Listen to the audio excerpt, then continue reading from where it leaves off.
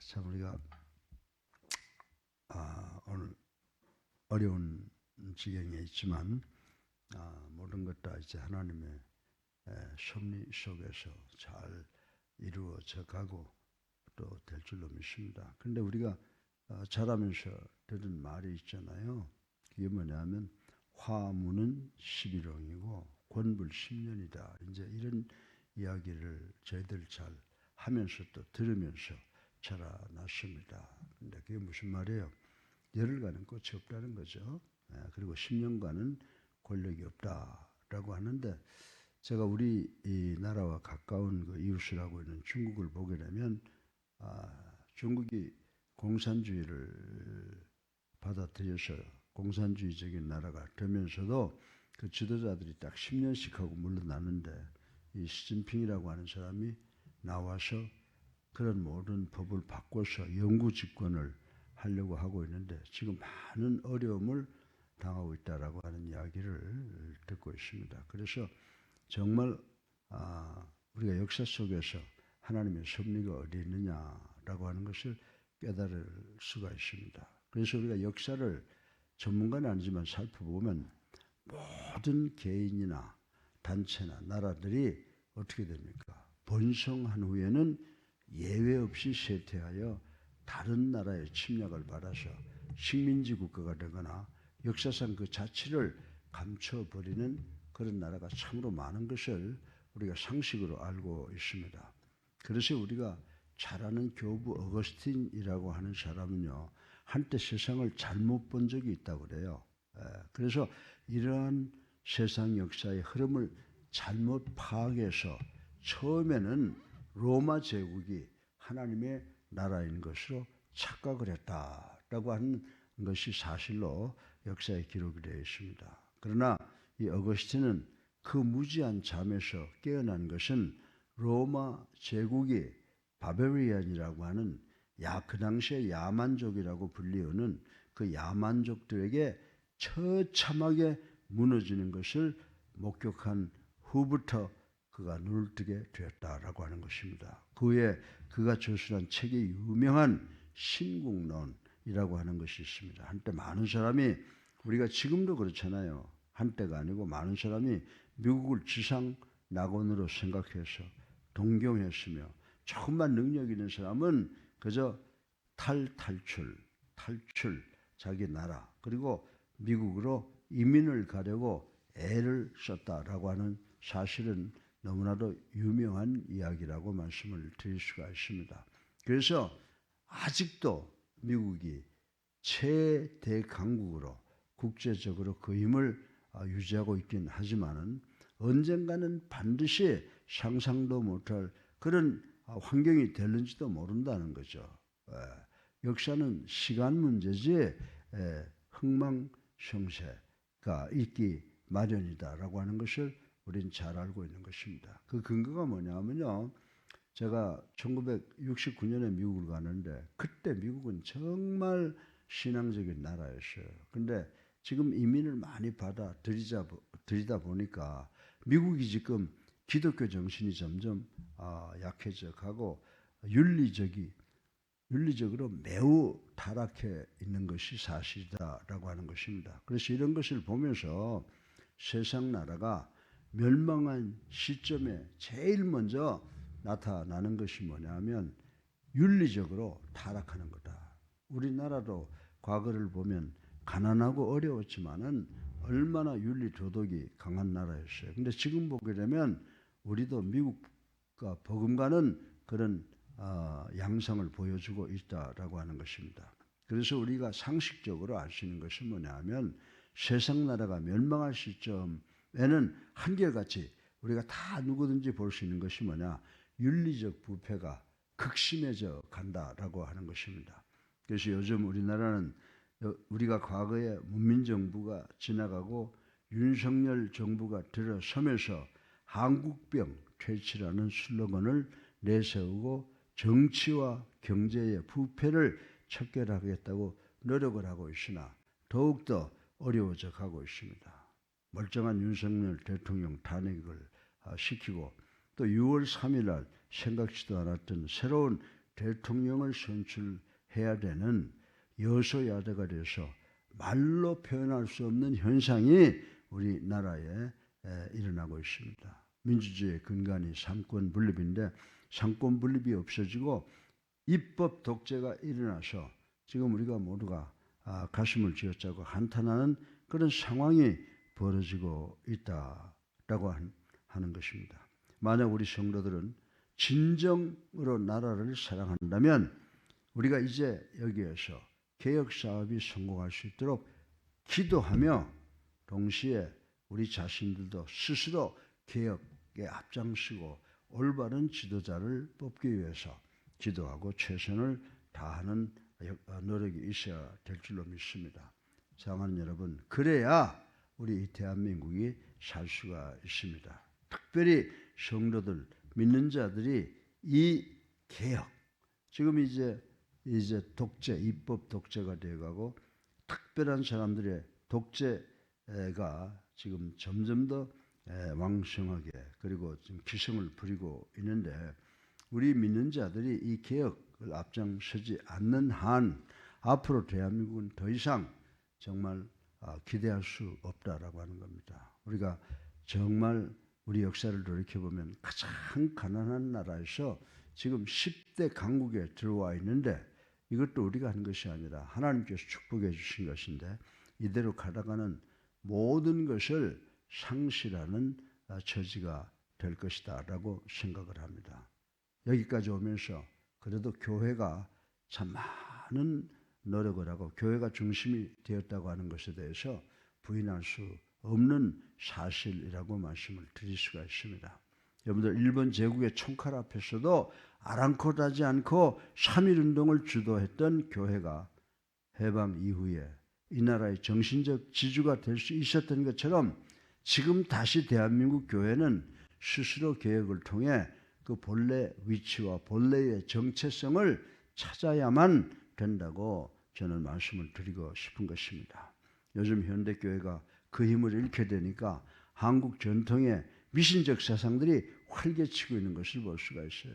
텔레비전에도 보면 대통령이 누가 될 것이다, 앞으로 미래가 어떻게 될 것이다 라고 하는 그런 그 이상한 미신적 개인들이 나와서 지금 텔레비전에 나와서 지금 말하고 하는 그런 모습을 보고 또 정부 상태도 무정부 상태가 되고 불법이 난무하고 있는 것을 볼 수가 있습니다. 사랑하는 성도 여러분, 우리는 성경 말씀대로 따르고자 하는 개혁의 바람이야말로 우리 개인이 살고 교회가 살고 국가가 사는 길임을 깨달아야 된다고 다시 한번 말씀을 드리고 싶은 것입니다. 또한 우리는 지금 번영을 누리고 있다고는 하지만 이미 윤리적으로 심하게 부패되어 버린 러시아와 중국 같은 나라를 부러워할 필요가 없다라고 하는 것입니다. 여러분들 공산주의가 생긴 지 70년 만에 완전히 무너지고 지금은 이제 독재국가가 됐잖아요. 공산주의 사상으로 나라가 변질되었던 나라들은 전부 지금 100% 독재 국가가 되어버리고 결국은 망해버릴 나라들이라고 생각을 해서 지금 러시아나 중국 같은 나라를 절대로 부러워할 필요가 없다고 저는 말씀을 드리고 싶은 것입니다. 본문에도 나와 있듯이 역사의 맹위를 떨쳤던 나라들이 또 다른 나라의 망한 사실을 통해서 성도가 어디에 소망을 두어야 할 것인지에 대해서 우리 깊이 생각을 해 봐야 될 줄로 믿습니다. 그래서 오늘 본문의 말씀 이 다니엘서를 통해서 우리가 세 가지의 교훈을 얻을 수가 있는데 오늘 설교 본문의 첫째로 우리는 세상의 나라들은 흥망성쇠를 되풀이한다라고 하는 것을 생각을 해야 된다라고 하는 것입니다. 요즘 우리나라의 민간 종교가들은 대한민국이 세계의 중심이 되어 번영할 것이다 라고 한다고 합니다. 육관도사로 불리우는 손석구란 사람은 우리나라에서 첫째 손가락에 꼽히는 명풍수 지리자라고 볼 수가 있습니다. 그는 그 사람의 저서 터에서 보게 되면 우리나라에 난 그게 무슨 말인지도 몰라요. 오경명성이 이미 비추기 시작했으며 세계적인 통치자가 태어날 자미원이라고 하는 명당이 주인을 기다리고 있음을 들어 앞으로 우리나라가 세계의 중심적인 나라가 될 수 있을 것이다 라고 이렇게 예언 예언을 하는 것을 들은 적이 있습니다. 사랑하는 성도 여러분, 그러나 우리나라 국민들의 윤리적인 수준을 볼 때 이런 예의는 설득력이 전혀 없는 것이다 라고 생각을 할 수가 있습니다. 그리고 무엇보다도 우리 믿는 자들은, 우리 성도들은 그런 말에 귀를 기울여 현혹돼서는 안 된다라고 하는 것을 말씀을 드리고 싶습니다. 앞에서 말씀드렸듯이 세상 나라가 아무리 번성하고 강성할지라도 반드시 쇠퇴할 때가 이른다는 역사의 법칙이 변하지 않는 한 우리나라가 잠시 세계의 중심이 되어 번성할 것이라는 말에 그렇게 현혹되지 말아야 된다고 말씀을 드리고 싶은 것입니다. 궁극적으로 성도의 소망은 흥망성쇠를 되풀이하는 이 땅에 있는 것이 아니라 하늘나라, 곧 영원히 복을 누리는 천국에 있다는 것을 우리는 알아야 된다라고 하는 것입니다. 우리에게 이 땅에서 일용할 양식이 있으면 그것으로 충분하다라고 하는 생각으로 살아가는 우리나라가 되어야 될 줄로 믿습니다. 둘째로 세상 나라는 하나님을 대적함을 생각을 해보겠습니다. 여러분들 어거스틴의 신국론에서 지상국가와 하나님의 나라는 마지막 날까지 계속 투쟁을 하게 된다라고 하는 기록이 있는 것을 읽어본 적이 있습니다. 여러분들 마태복음 13장을 보면 무슨 스토리가 있습니까? 예수님께서 비유를 들으셨는데 알곡과 가라지의 비유처럼 세상과 하나님의 나라는 최후 심판날까지 공존하면서 투쟁하게 될 것이다 라고 하는 것을 우리는 인식을 해야 됩니다. 심지어 초대교회 당시처럼 세상 나라가 하나님의 나라를 짓밟아 승리하는 것처럼 보일 때도 있을 것이라고 생각을 합니다. 그런데 오늘 9절부터 14절까지 보게 되면 본문에서도 이와 유사한 내용을 언급하고 있는 것을 볼 수가 있습니다. 많은 성도들 중에 우상으로 가득 찬 나라들이 어떻게 그토록 경제대국이 될 수 있는지에 대해서 의아하게 생각하는 분들이 없지 않습니다. 러시아나 중국 같은 나라는 악의 본성을 대표하는 나라에 불과하다라고 말씀을 드리고 있습니다. 그런데 오늘 본문에 나타난 나라가 있잖아요. 오늘 본문에 나타난 나라가 어느 나라입니까? 바벨론이나 아수르. 그런데 이 바벨론이나 아수르처럼 자기들의 번영을 통해서 더욱 교만해진다라고 하는 것입니다. 심지어는 기독교 국가의 쇠퇴를 비웃을지라도 그들의 번영은 오래가지 못합니다. 그들이 교만하여 하나님을 대적하면 결국 우리나라가 적지만 세계 10대 강국에 들어갈 수 있는 축복을 받은 것처럼 하나님께서는 적지만 강한 그런 개인과 나라를 만들어서 하나님께서 인도하신 줄로 믿으시기 바랍니다. 그래서 세상 나라는 하나님을 대적하지만 우리 대한민국은 하나님을 경외하고 하나님의 도를 지키는 그런 나라가 되기 위해서 최선을 다하는 나라가 되도록 우리가 기도하고 노력을 해야 되는 줄로 믿으시기를 주님의 이름으로 축원합니다. 셋째로 마지막으로 오늘 본문 25절에 보니까요. 어느 나라도 하나님의 손에서 벗어날 수가 없다는 말씀을 이미 수천 년 전에 예언해 놓은 것을 우리는 읽어볼 수가 있습니다. 오늘의 주인공이 누굽니까? 오늘 다니엘서에 나타난 주인공은 다니엘이라고 하는 젊은 사람인데 이 다니엘이 본문 중 마지막 결론적으로 말했던 내용에 우리가 주목을 해야 된다라고 하는 것입니다. 세상 나라가 강성해지면 교만하여 스스로 큰 체하며 하나님을 대적한다라고 이렇게 말했습니다. 그러나 하나님은 사람의 손을 통해서가 아니라 당신이 직접 그 교만을 깨트려 부신다고 말씀을 하고 있습니다. 사랑하는 성도 여러분, 이것이 하나님을 대적하며 교만했던 나라의 운명이라고 하는 사실을 우리는 알아야 됩니다.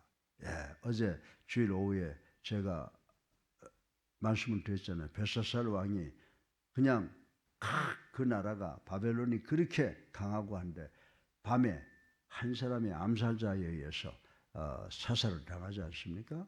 그래서 하나님께서 원하시면 언제 어느 때든지 변화시키는 것은 한순간적으로 이루신다라고 하는 것입니다. 그래서 우리가 하나님 앞에서 겸손해야죠. 교만하면 안 돼요. 예.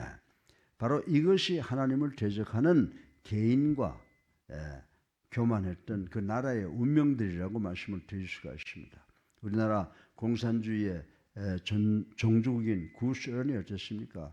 공산주의 볼셰비키 혁명이 시작돼서 70년 만에 고르바초프가 미국 레이건 앞에서 무릎을 꿇은 것을 우리는 볼 수가 있습니다. 우리는 정말 소련이 그렇게 망할 수 있을까라고 하는 생각을 했었는데 상상도 하지 못하는 순간에 산산조각이 나는 것을 우린 역사적으로 목격을 했다라고 하는 것입니다. 사랑하는 성도 여러분, 그 나라들은요 다른 나라의 침략을 받아서 그렇게 된 것이 아니잖아요. 에? 그들의 이념이자 종교인 공산주의로 대적했던 그 하나님의 손에 의해서 완전히 그렇게 망한 것이라는 것을 우리는 알아야 됩니다. 이런 역사의 현실을 보면서 우리는 악인이 번성하며 하나님을 대적하는 나라가 번영을 누리는 것을 부러워할 필요가 없다라고 하는 것입니다. 잠시 동안입니다. 우리에게는 영원한 복락이 약속되어 있으나 그들에게는 이 세상뿐이라고 하는 것입니다. 그나마도 그들은 자신들의 교만으로 인해 하나님의 심판을 피할 수가 없습니다. 사랑하는 성도 여러분, 우리는 우리의 발을 딛고 서 있는 우리나라 대한민국을 위해서 열심히 기도하고 국가와 민족을 위해서 최선을 다하는 우리 교회가 되어야 될 줄로 믿으시기를 주님의 이름으로 축원합니다. 제가 지금까지 여러분들에게 말씀드린 대로 이 세상 나라는 근본적으로 소망이 없습니다. 우리가 스스로 날마다 개혁하는 삶을 살며 그 삶을 자손들에게 가르쳐 지키게 할 때 이 나라의 앞날은 밝아올 것이기에 우리 자신의 믿음의 개혁에 항상 힘써야 될 것입니다. 무엇을 개혁한다는 것입니까?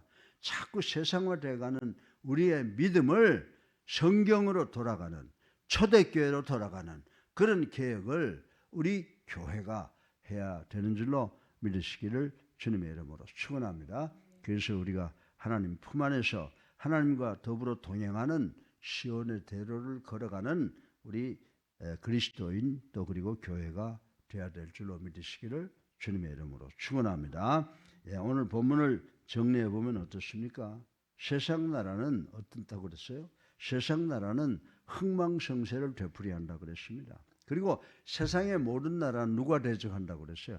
하나님을 대적한다고 그랬어요. 세 번째로 어느 나라도 하나님을 대적할 수가 없고 어느 나라도 하나님의 손에서 하나님의 능력의 역사에서 벗어날 수가 없다라고 하는 것을 깨닫고 우리가 어렵고 힘들더라도 여호와를 경외하고 두려워하고 여호와께 예배드리고 여호와의 교를 지킨다. 말씀대로 살아가기 위해서 노력하는 우리 예수사랑교회 성도들, 예수사랑교회가 되고 한국교회가 그렇게 되기를 주님의 이름으로 축원합니다.